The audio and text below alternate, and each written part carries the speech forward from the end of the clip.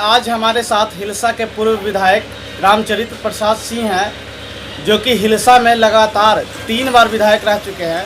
आज बातचीत इनके साथ करेंगे।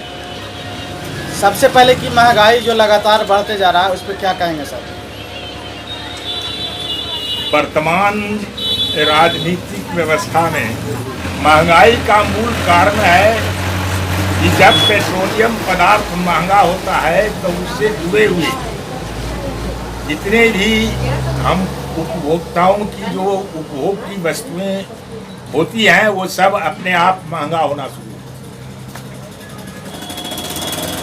कांग्रेस के जमाने में यही भाजपाई लोग कहा करते थे कि 72 रुपये डीजल हो गया पर लीटर, और उसके खिलाफ इन्होंने गंभीर जन आंदोलन चलाया था, जिसके वजह से राज सत्ता पर एक आ गई।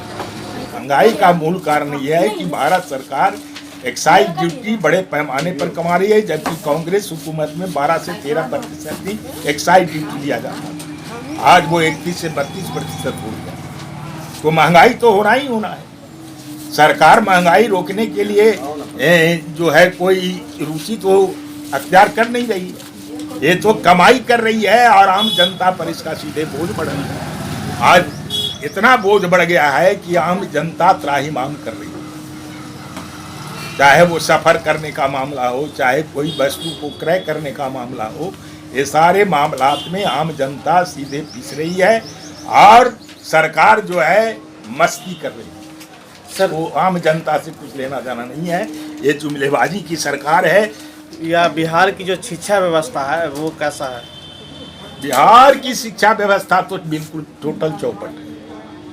यहाँ शिक्षा व्यवस्था जो भी कुछ संभाले हुए है वो निजी संस्थानों में जो बच्चे जो पढ़ते हैं उनको शिक्षा की प्राप्ति कुछ हो रही है, लेकिन सरकारी स्कूलों में बिहार की जो व्यवस्था है, सरकारी व्यवस्था, उस व्यवस्था के लचर पचर व्यवस्था के कारण शिक्षा तो टोटल चौपट हो गया। इस कदर चौपट हो गया है कि कोरोना के वजह से तो टोटल और चौपट हो गया, बंदी के वजह से।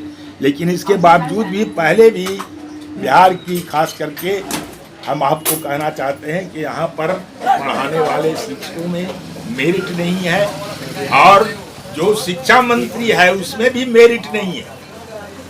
जब शिक्षा मंत्री में मेरिट नहीं है और पढ़ाने वाले में मेरिट नहीं है, तो ये सेक्रेटरी के माध्यम से शिक्षा व्यवस्था कितना चलेगा? वो तो अफसरशाही कायम है, और जो भी इसका बजट बनता है सरकार के द्वारा, उस सारे बजट को कागजों पर दिखा करके इस सारे जनता के गाढ़े कमाई को दोहन हो रहा है, सीधे शोषण हो रहा है।